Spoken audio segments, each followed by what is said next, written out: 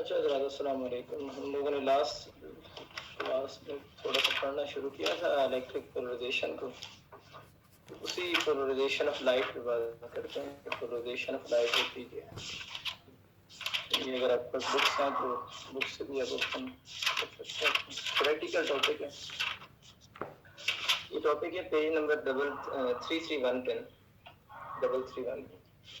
तो मैं उससे बात की थी कि जो पोलराइजेशन ऑफ लाइट का टॉपिक हम लोगों ने पढ़ना है, और मैंने बोला था पोलराइजेशन ऑफ लाइट की बेस पे दो तरह की वेव्स होती हैं ना, एक ट्रांसवर्स वेव्स होती हैं और एक लॉन्गिट्यूडनल वेव्स होती हैं ना। पोलराइजेशन ऑफ लाइट की बेस पे हम इन दोनों वेव्स में डिफरेंशिएट कर सकते हैं ना, मतलब और कोई फिनोमेना नहीं है जो इन वेव्स की टाइप्स को डिफरेंशिएट करे ना। लेकिन जो पोलराइजेशन ऑफ लाइट है, इस पोलराइजेशन ऑफ लाइट की बेस पे हम वेव्स को डिफरेंशिएट कर सकते हैं ना।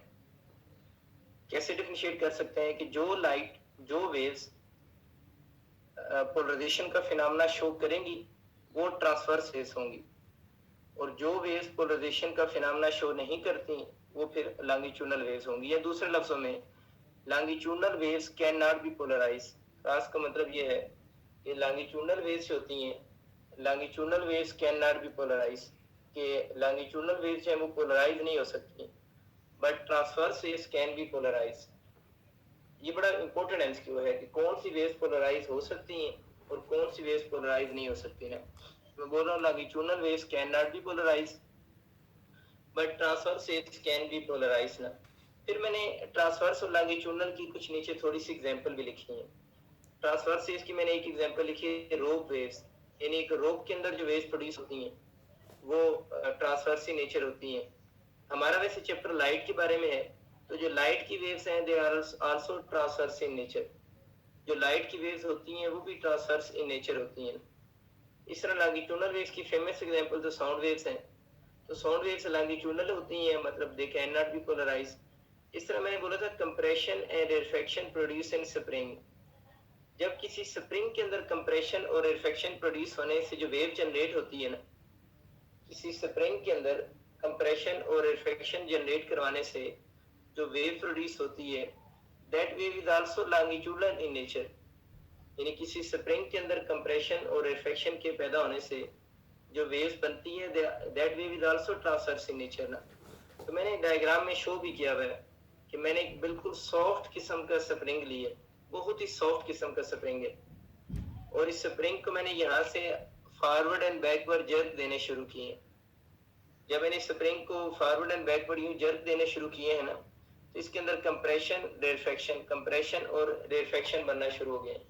तो किसी स्प्रिंग के अंदर जो कंप्रेशन और रिफ्रैक्शन बनते हैं, they are also longitudinal in nature. वो जो वेव्स बन रही हैं ये वाली स्प्रिंग के अंदर भी कंप्रेशन और रिफ्रैक्शन से ये लॉन्गिट्यूडनल इन नेचर होती हैं। मैंने अभी तक पोलराइजेशन क्या है इसको मैंने डिफाइन नहीं किया, इसको हम बाद में डिफाइन करते हैं, क्योंकि अभी आपको शुरू में इसकी डेफिनेशन इतनी अच्छी क्लियर नहीं होगी। अगर आपके पास बुक्स हैं तो आप फिर जरा पेज 332 निकाल कर इस डायग्राम पे गौर करें जरा, और ये जो लिखा हुआ सारा ये पढ़ते हैं। इसके ऊपर हेडिंग ऑलरेडी बुक में गिवन है, हमें खुद से हेडिंग बनाने की जरूरत नहीं है। बुक में हेडिंग गिवन है एक्सपेरिमेंट विद ट्रांसवर्स वेव्स ना। आपके पास बुक्स हैं तो आपको ये डायग्राम ज्यादा क्लियर नजर आ रही है। ये डायग्राम कुछ इस तरह का ब्लॉक बना हुआ है ना, और ये जो ब्लॉक है उसके ऊपर ये वर्टिकल स्लॉट्स हैं, यानी जो ब्लॉक्स है उसके अंदर बहुत सारी वर्टिकल स्लॉट्स हैं ना।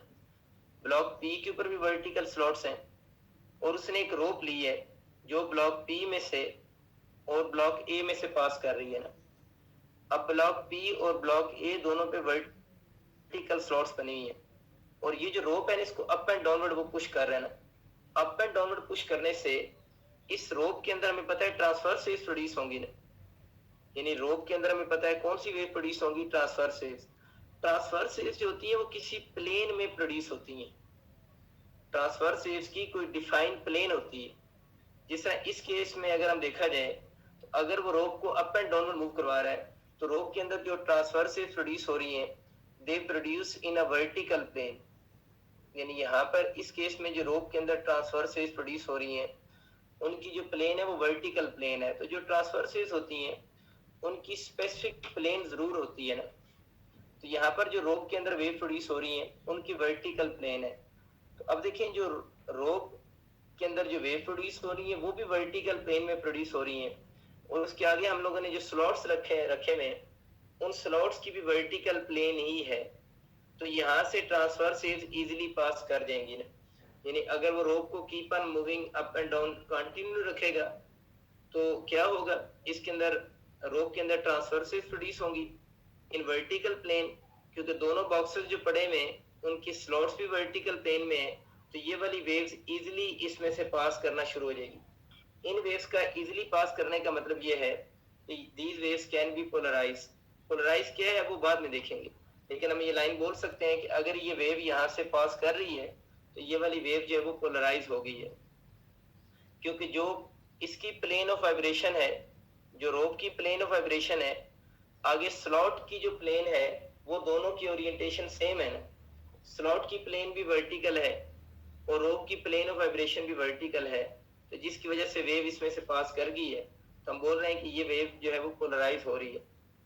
ठीक है, लेकिन दोबारा उसने एक्सपेरिमेंट किया है, उसने स्लॉट जो बॉक्स पी है उसकी स्लॉट को चेंज नहीं किया, और जब उसने रोप को मूव करवाया है तो रोप जो है वो स्लॉट पी में से तो पास कर रही है, लेकिन उसने स्लॉट ए को हॉरिजॉन्टल पोजीशन में रख दी है।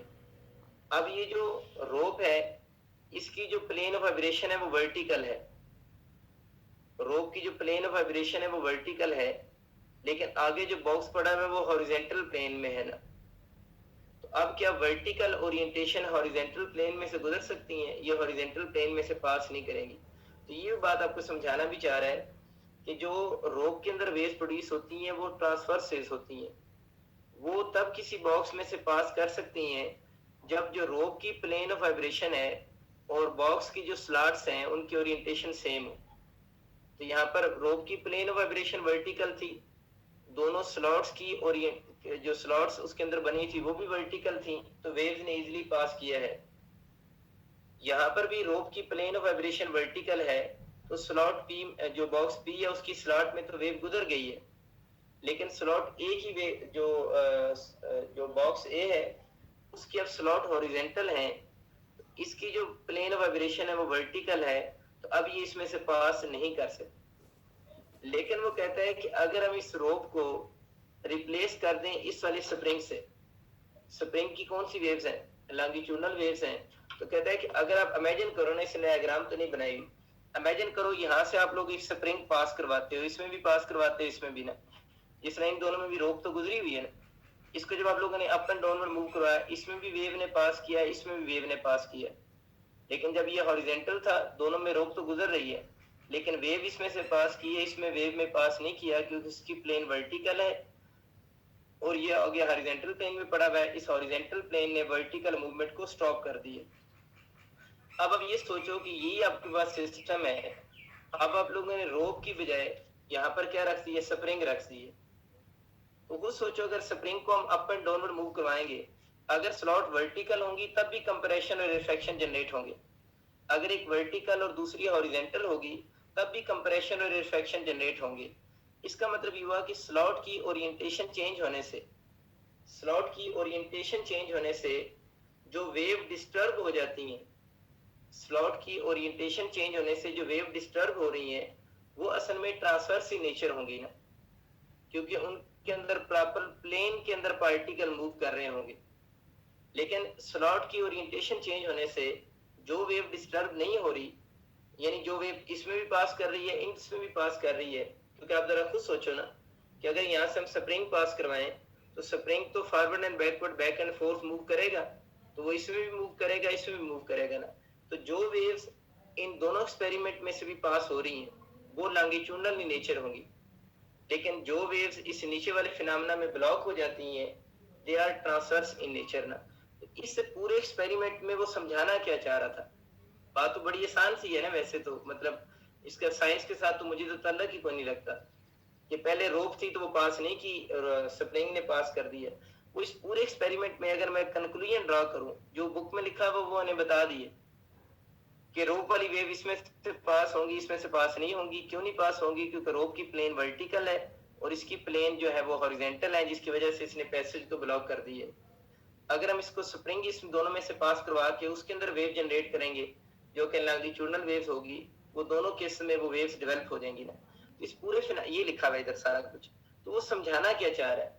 वो समझाना असल में इस एक्सपेरिमेंट से आपको ये चाह रहा था कि जो ट्रांसवर्स वेव्स होती हैं उनके अंदर प्रॉपर एक प्लेन ऑफ वाइब्रेशन जरूर होती है। जिस तरह इसकी प्लेन ऑफ वाइब्रेशन वर्टिकल थी इस केस में ना, लेकिन लॉन्गिट्यूडनल जो वेव्स होती हैं उनके अंदर कोई प्लेन का कंसेप्ट एग्जिस्ट नहीं करता होता, क्योंकि इसके अंदर तो कोई प्लेन नहीं थी, उसमें तो खाली कंप्रेशन और क्या थे, रिफ्लेक्शन ही थे ना। इस तरह तो नहीं था कि पार्टिकल वर्टिकल प्लेन में ऑसिलेट कर रहे हो, इसके पार्टिकल तो किसी प्लेन में उस तरह ऑसिलेट नहीं कर रहे थे ना। तो ये बस आप लोगों ने कंसेप्ट याद रखना है कि जो बेसिकली ये वाली वेव्स हैं जो ट्रांसवर्स वेव्स होती हैं, they have some specific plane, उनके अंदर प्रॉपर एक प्लेन एग्जिस्ट करती होती है। लेकिन जो लॉन्गिट्यूडनल वेव्स होती हैं उनके अंदर प्लेन का कोई कंसेप्ट एग्जिस्ट नहीं करता होता। अब नीचे ऑर्डिनरी लाइट पे आते हैं, इसके बाद हम उसकी पिछले पेज वाली डेफिनेशन भी पढ़ते हैं और इन चीजों को भी समझने की कोशिश करते हैं। अभी तक हमें जो ऊपर वाला एक्सपेरिमेंट था उसमें जो लिखा हुआ बुक में वो तो बड़ी सिंपल सी बात थी, वो हमें समझ आ गई। और हम लोगों ने वहां से जो कंसेप्ट बनाया वो ये बनाया कि उस एक्सपेरिमेंट को देने का उसका मकसद ये था कि आपको ये कंसेप्ट क्लियर हो जाए कि जो वेव्स जिनके अंदर प्लेन एग्जिस्ट करती है वो ट्रांसवर्स वेव्स होती हैं, लॉन्गिट्यूडनल वेव्स के अंदर प्लेन का कोई कंसेप्ट एग्जिस्ट नहीं करता। चलते हैं जी आगे। ये चैप्टर बेसिकली रोप या स्प्रिंग के लिए तो है ही नहीं, ये तो उसने समझाने के लिए, प्लेन का कंसेप्ट समझाने के लिए रोप और स्प्रिंग की वेव्स की बात की है ना। ये वाला जो चैप्टर है वो तो ऑर्डिनरी लाइट के बारे में है ना। लाइट की जो वेव्स होती हैं उनका हम इलेक्ट्रोमैग्नेटिक वेव्स भी बोलते हैं। यानी जो लाइट की वेव्स हैं those waves are basically electromagnetic waves हैं।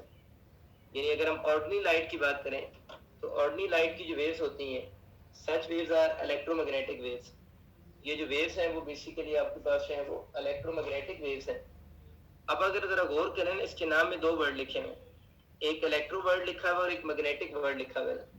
यहाँ से एक कंसेप्ट ये भी हमें क्लियर हो जाता है कि अगर ये इलेक्ट्रोमैग्नेटिक है तो इसका मतलब ये कि इन वेव्स के अंदर इलेक्ट्रो मीन इन वेव्स के अंदर इलेक्ट्रिक फील्ड वेक्टर होगा और मैग्नेटिक मीन इसके अंदर मैग्नेटिक फील्ड वेक्टर भी होगा। तो इलेक्ट्रोमैग्नेटिक वेव्स में दो वेक्टर्स होते हैं, E mean electric field vector, E mean कौन सा होता है इलेक्ट्रिक फील्ड वेक्टर, और B mean magnetic field vector, magnetic field vector. ये दोनों फील्ड वेक्टर्स हैं, एक इलेक्ट्रिक फील्ड वेक्टर और एक मैग्नेटिक फील्ड वेक्टर है। जो इलेक्ट्रोमैग्नेटिक वेव्स होती हैं, मैं बात कर रहा हूँ ऑर्डिनरी लाइट की ना, तो लाइट की जो वेव्स होती हैं वो इलेक्ट्रोमैग्नेटिक वेव्स होती हैं। हाँ वो अपनी जगह पर बिल्कुल ठीक है कि अगर इनके अंदर प्लेन्स होंगी तो ये ट्रांसवर्स होंगी ना, तभी मैं पढ़ाता हूँ इनके अंदर प्लेन भी होंगी। These waves are transverse in nature. हर वो वेव ट्रांसवर्स होती है जिसके अंदर प्लेन का कंसेप्ट होता है। जिन वेव्स के अंदर प्लेन का कंसेप्ट नहीं होता वो वाली वेव्स लॉन्गिट्यूडनल इन नेचर होती है। जिस तरह साउंड वेव्स हैं उनकी कोई प्लेन तो नहीं होती ना, वो लॉन्गिट्यूडनल है। ये स्प्रिंग के अंदर जो वेव्स बताई हैं इनकी भी कोई प्लेन नहीं है, ये भी लॉन्गिट्यूड ट्रांसवर्स वेव्स होती है। इनके अंदर प्रॉपर प्लेन एग्जिस्ट करती होती हैं और उन प्लेन के अलावा कोई चीज मूव भी करती है। जिस तरह इस वो जो रोप के अंदर प्लेन के अलावा रोप के पार्टिकल मूव कर रहे थे ये वर्टिकल प्लेन में।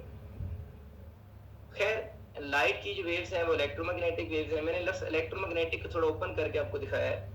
इलेक्ट्रोमैग्नेटिक मीन कि इनके अंदर electro mean electric field vector भी होगा, मैग्नेटिक फील्ड वेक्टर भी होगा, और ये वाली वेव्स ट्रांसवर्स इन नेचर भी होती हैं। देखिए जो इलेक्ट्रोमैग्नेटिक वेव्स होती हैं उनमें आप लोगों ने याद रखना है दोनों फील्ड वेक्टर होते हैं ना, उनके अंदर इलेक्ट्रिक फील्ड वेक्टर और मैग्नेटिक फील्ड वेक्टर आपस में एक दूसरे के परपेंडिकुलर होते हैं और दोनों फील्ड वेक्टर ऑसिलेटिंग भी होते हैं। इलेक्ट्रिक और मैग्नेटिक फील्ड वेक्टर एक दूसरे के परपेंडिकुलर भी होते हैं और क्या होंगे, ऑसिलेटिंग भी होंगे, और दे आर आल्सो परपेंडिकुलर होते हैं to the direction of in wave और एनर्जी ना। यानी इलेक्ट्रिक और मैग्नेटिक फील्ड वेक्टर परपेंडिकुलर हैं, दोनों फील्ड वेक्टर ऑसिलेटिंग भी हैं और दोनों field vector perpendicular to the plane है, perpendicular to the direction of wave है, perpendicular to the direction of wave. इन वेव की डायरेक्शन के दोनों परपेंडिकुलर भी होते हैं। ऐसी वेव्स को हम इलेक्ट्रोमैग्नेटिक वेव्स कहते हैं। मैं इसकी स्टैटिक डायग्राम बनाता हूँ। स्टैटिक डायग्राम का मतलब ये है कि कुछ ये सिचुएशन डेवलप होगी इन वेव्स में। अगर मैं इन वेव्स की स्टैटिक डायग्राम बनाऊं, कुछ यूं सिचुएशन डेवलप होती है। ये यूं समझने कि इसके अंदर इलेक्ट्रिक फील्ड वेक्टर की प्लेन है, ये पूरी की पूरी प्लेन समझे ना, यूं प्लेन है, पूरी वर्टिकल प्लेन है। और ये वाली जो प्लेन है इसको आप मैग्नेटिक फील्ड वेक्टर की प्लेन कह लें। पता नहीं इस जगह पर तो नहीं होगा, ये यूं प्लेन होगी ना, आउटवर्ड एंड इनवर्ड, दोनों आपस में परपेंडिकुलर हो गए। ये अलोंग जेड एक्सिस बनाया मैंने, और ये डायरेक्शन आपकी वेव या एनर्जी की डायरेक्शन है। तो इलेक्ट्रोमैग्नेटिक वेव्स में क्या होता है, इलेक्ट्रिक फील्ड वेक्टर भी होता है, मैग्नेटिक फील्ड वेक्टर भी होता है, दोनों आपस में परपेंडिकुलर होते हैं। और इनकी जो मैग्नीट्यूड है ना, यूं समझिए ये जो लेंथ है इसकी मैग्नीट्यूड को शो कर रही है। ये चेंज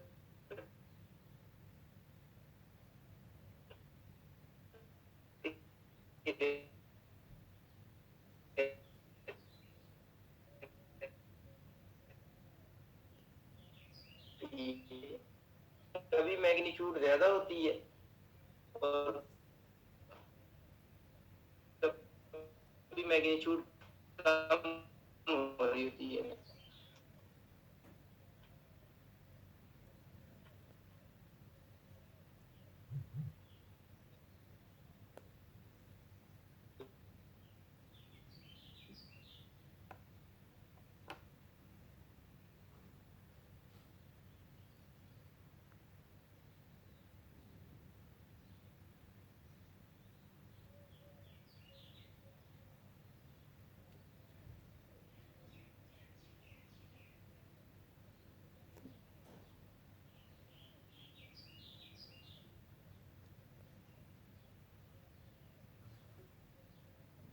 वेक्टर जो हैं वो किसी सिंगल प्लेन में लाई करते हो, कोई एक प्लेन हो।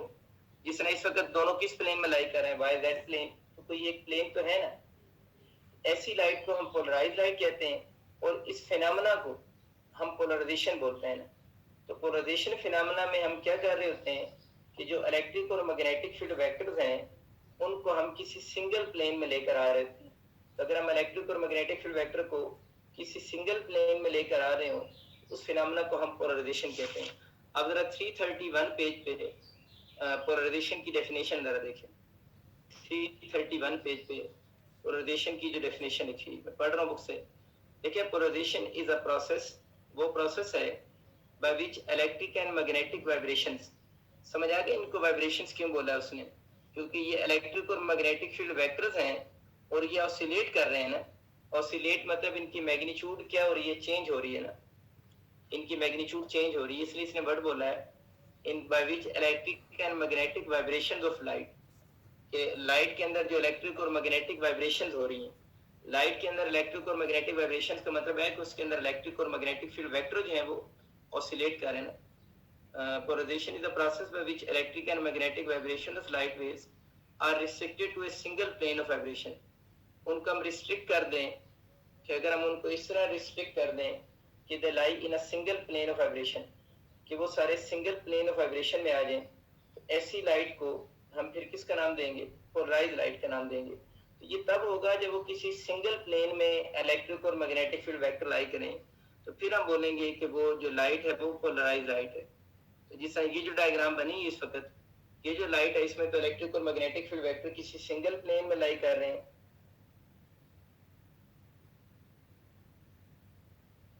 एक सेकंड,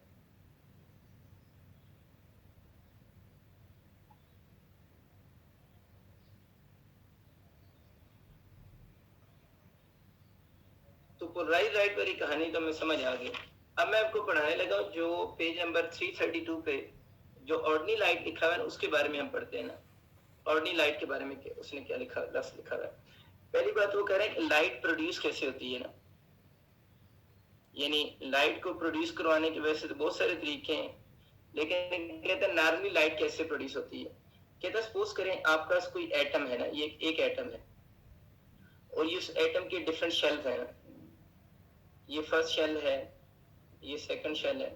ये तो पता होगा जो जो हायर शेल की तरफ जाते हैं ना तो एनर्जी बढ़ती जाती है ना, जो जो इलेक्ट्रॉन्स हायर शेल में जाता है उसकी एनर्जी बढ़ती जाती है।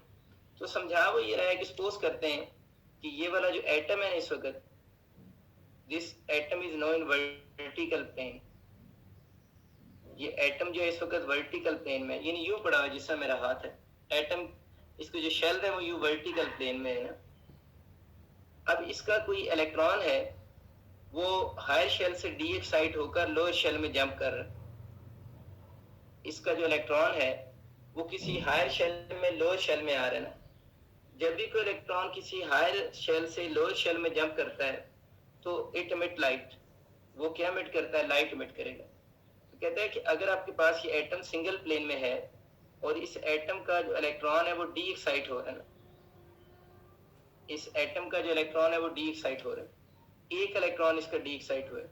जब इलेक्ट्रॉन डी एक्साइट होगा इट एमिट लाइट, वो एमिट करेगा लाइट, लाइट एमिट करेगा light, and this light is polarize, this light is polarise.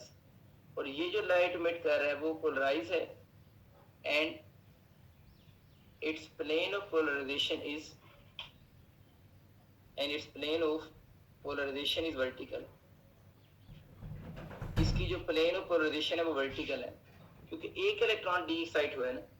तो जब एक इलेक्ट्रॉन डी एक्साइट होगा तो वो किसी उस प्लेन में लाइट एमिट करेगा जिस प्लेन में उसका एटम एग्जिस्ट कर रहा है ना।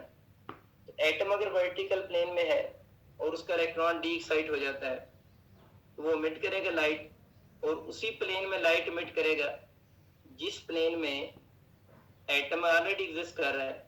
तो इसने जो लाइट एमिट की है, ये लाइट एमिट हुई है, दिस लाइट इज पोलराइज। ये जो लाइट एमिट हुई है पोलराइज हुई है, पोलराइज लाइट एमिट हुई है in its plane of polarization. यानी किस प्लेन में ये पोलराइज है? वो वर्टिकल है ना।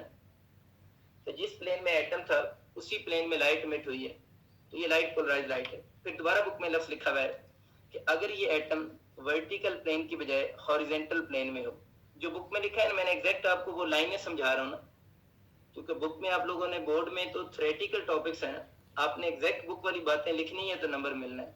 तो जो बुक में लिखा हुआ है वो एग्जैक्ट समझ आना चाहिए कि उसने क्या लिखा हुआ है। ये नहीं कि पोलराइजेशन के ऊपर आप डिटेल सा एक कहानी बना के बैठ जाए, बोर्ड में तो उसकी कोई वर्थ ही नहीं है। बोर्ड में तो वर्थ है बुक में एक एक लाइन जो लिखी है, और बिल्कुल ठीक लाइनें लिखी हुई है इसने, कोई गलत नहीं इसने इस टॉपिक में लिखा हुआ। तो आपको एग्जैक्ट बुक की लाइंस, हर लाइन के मीनिंग पता होने चाहिए कि क्या कहानी लिखी, तभी वो याद भी होगी।